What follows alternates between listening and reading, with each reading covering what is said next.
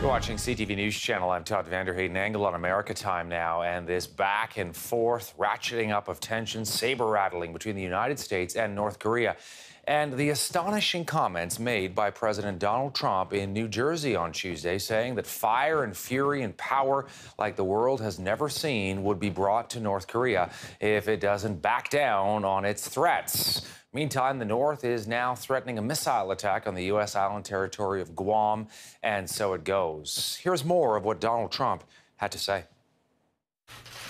He has been very threatening beyond a normal statement. And as I said, they will be met with fire, fury, and frankly, power, the likes of which this world has never seen before. North Korea responded in a statement on state television, saying it was studying a plan to, quote, create an enveloping fire in areas around Guam. U.S. defense officials say North Korea is close to being able to strike the United States with a nuclear missile. For more, we've got our Angle on America panelists standing by. John Pitney is in Claremont, California. Steve Farnsworth is in Washington. John, let me start with you. What do you make of what Donald Trump said? Apparently, he was winging it. Now, the phrase fire and fury comes from the song Way Down in the Hole, which is a great song, but it's not a great basis for foreign policy. Usually, when dealing with a potential violent adversary, an administration will weigh all of its words very carefully, and you don't have a president ad-libbing, and in this case, cribbing from a song. If I can get your take on this, Steve, because, you know, there is a usual playbook that Washington follows. It seems as if Donald Trump didn't get this even cleared by his own State Department people, his Secretary of State, his Defense Secretary, nobody. He just sort of said it. Well, we've said it a few times before on this program, Todd. This is an example of why experience matters when you select a president. When you have somebody who has experience in government, they have considered some of these things. That means that they don't say something spontaneously that is a significant problem.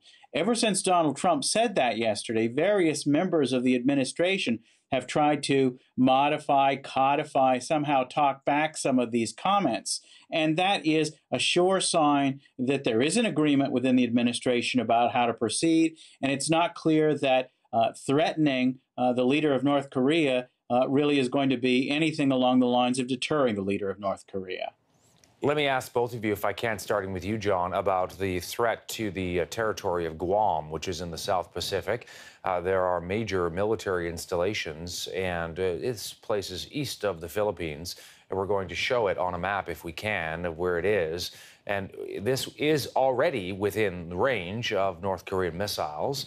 The governor of Guam today telling everyone on the island to stay calm. There are a couple 100,000 people that live on Guam, and there's a naval base and an Air Force base, and the list goes on, about 200 square kilometers here.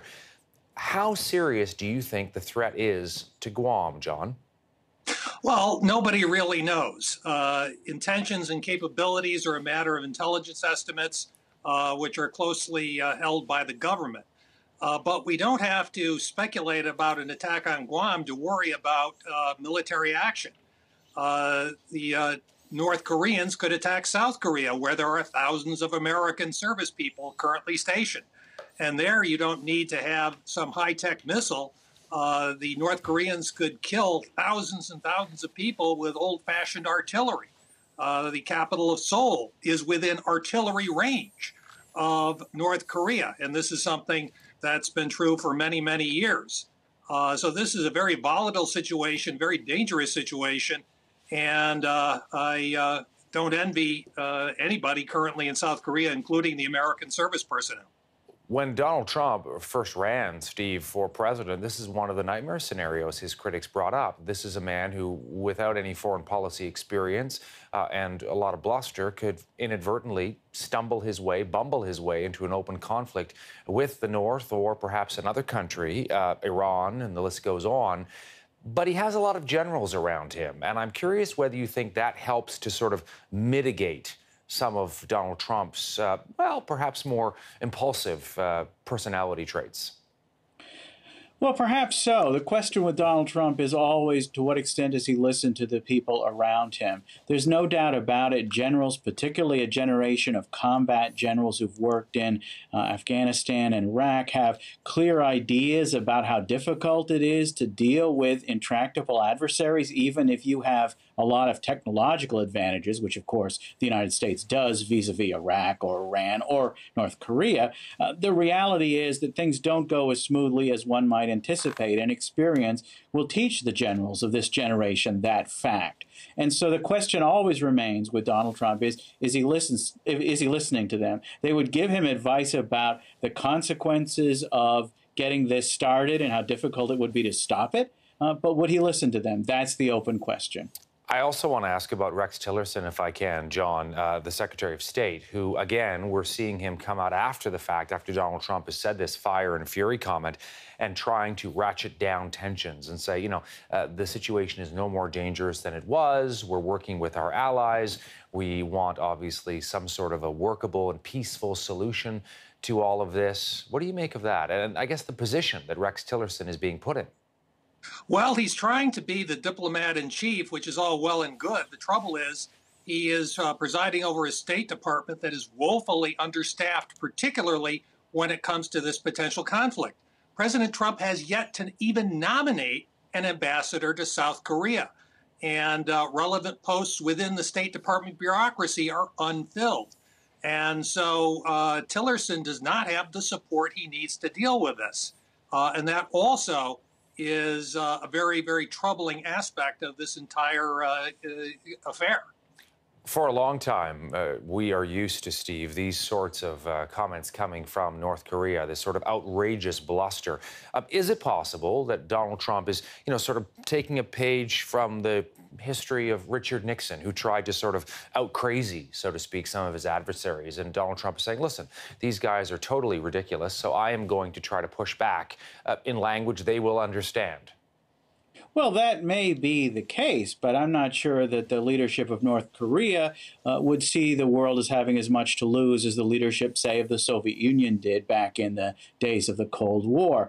There was a deliberate strategy on the part of both superpowers in that era to figure out a way to make sure that nuclear exchanges never happened. And they worked very effectively on both the American and the Soviet side to ratchet down tensions through various things like a hotline phone, the SALT limitation agreements, the ban on various weapons systems that were seen as particularly problematic from the point of view of first strike.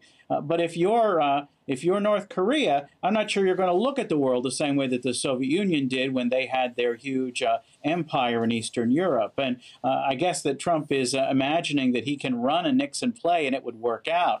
Maybe it will and maybe it won't. But the reality is that North Korea is a very, very difficult place to predict.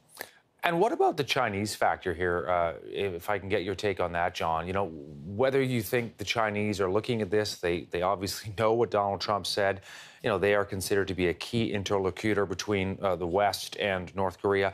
And how you think, they're going to interpret what Donald Trump has said? I think they may be throwing up their hands. They might not understand it at all, and practically nobody does.